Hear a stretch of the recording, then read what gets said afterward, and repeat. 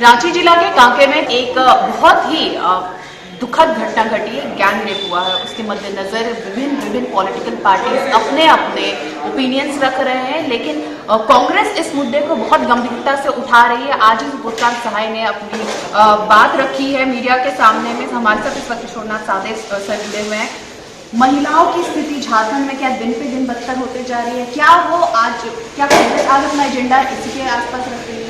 नहीं, देखिए, महिलाओं की सुरक्षा को लेकर के सरकार इतना उदासीन है और पिछले 5 वर्षों में लगभग 5500 से ज़्यादा मुकदमे दर्ज हुए हैं बलात्कार को लेकर के। और किस तरह से सरकार आचरण रखती है महिलाओं के प्रति, ये पिछले 5 वर्षों में देखने को मिला है। और पार्टी की ओर से जो 5 सवाल जो महिलाओं को लेकर के है, वो हम आज रघुवर दास और भाजपा से पूछना चाहते हैं। जिसमें पहला सवाल है, महिला सुरक्षा की दावा करने वाली राज्य सरकार जो है, उसको यह बताना चाहिए कि प्रति 6 घंटे में एक दुष्कर्म की घटना हो रही है। इसके लिए कौन जिम्मेवार है? दूसरा जो महत्वपूर्ण सवाल है कि ये सरकार ने नारा दिया था बेटी पढ़ाओ बेटी बचाओ।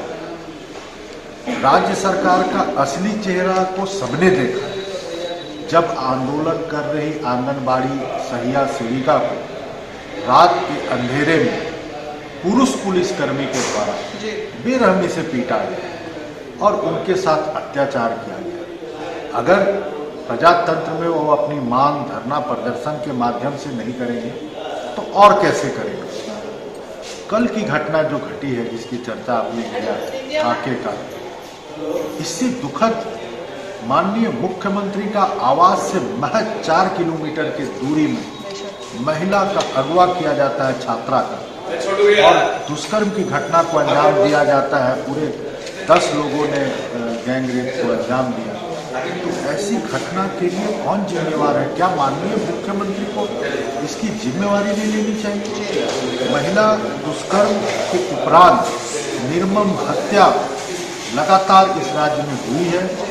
चौथा सवाल भी हमारा उससे जुड़ा हुआ है कि 6200 से भी ज़्यादा छेड़खानी की घटनाएं दर्ज हुई, 5500 से ज़्यादा दुष्कर्म की घटनाएं दर्ज हुई पिछले 5 वर्षों में। तो क्या रघुवर दास जी को इसकी नैतिक जिम्मेवारी नहीं लेना चाहिए? क्या इस तरह की घटना के लिए राज्य सरकार को जवाब नहीं देना चाहिए? जनता को नहीं बताना चाहिए? 5वां जो महत्वपूर्ण सवाल है कि महिलाओं के सुरक्षा के लिए सरकार ने जो क्या क्या कदम उठाए हैं अब तक, ये उनको बताना चाहिए।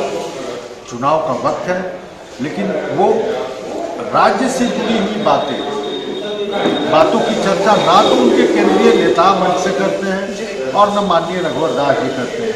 किस मुंह से वो बताएंगे कि यहाँ महिलाएं असुरक्षित है, जबकि यहाँ जो महिला पुलिसकर्मी है उनके साथ भी घटनाएं घटी। अब बचा क्या जब पुलिस पदाधिकारी ही सुरक्षित नहीं है, तो कैसे राज्य सरकार ये दावा कर सकती है कि राज्य में महिलाओं को हम सुरक्षा दे रहे हैं? दूसरी ओर एक केंद्र सरकार, राज्य सरकार और का ये कानून है कि 10 से महिला कर्मी यदि किसी दफ्तर में काम कर रही होती है तो वहाँ महिला शिकायत कोषांग होता है, जिसमें किसी भी तरह की घटना, छेड़खानी या किसी भी तरह के कमेंट्स अगर उनके ऊपर होता है तो इसकी शिकायत वो दर्ज करते हैं शिकायत कोषांग में और उस पर कार्रवाई होता है। लेकिन दुर्भाग्य की बात है कि रघुवर दास जी ने पिछले 5 वर्षों के अपने शासनकाल में इस तरह के शिकायत कोषांग का कहीं भी सरकारी कार्यालयों पर नहीं किया और ना ही उनके सुरक्षा को लेकर कभी गंभीरता दिखाई। तो क्या रघुवर दास को राज्य की जनता से माफी नहीं मांगनी चाहिए कि उन्होंने इस तरह के कृत्य को अंजाम दिया? यही हमारा आज का मुख्य विषय था। महिलाओं का सुरक्षा, महिलाओं का जो अपमान हो रहा है इस राज्य में, जिस तरह से उनके ऊपर अत्याचार हो रहा है, उस पर पार्टी की ओर से 5 सवाल आज भारतीय जनता पार्टी के नेतृत्व वाली राज्य सरकार से हम लोगों ने पूछा।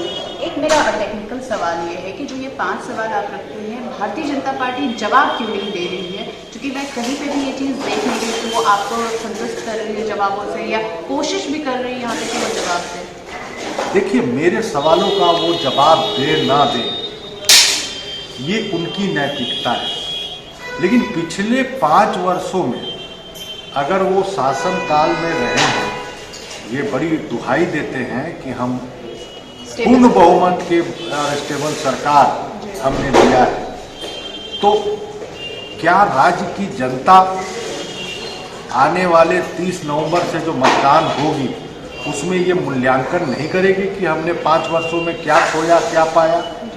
तो स्वाभाविक रूप से जो सवाल उठेंगे उसका उंगली राज्य सरकार की ओर, भारतीय जनता पार्टी की ओर होगी। भारतीय जनता पार्टी को इसका जवाब देना चाहिए, क्योंकि सत्ता में वो थे।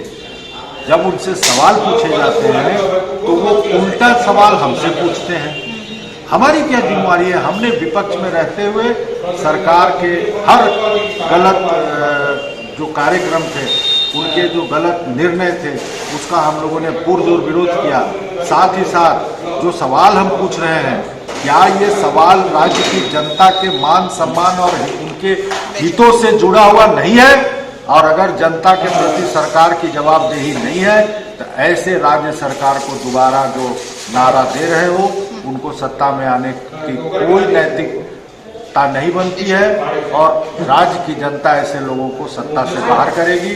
जो राज्य से जुड़े जो सवाल है, जो राज्य से जुड़े मसले हैं, उस पर वो अपना कोई राय नहीं रखते हैं, तो उनको राज्य की जनता सत्ता से बाहर का रास्ता दिखाएगी।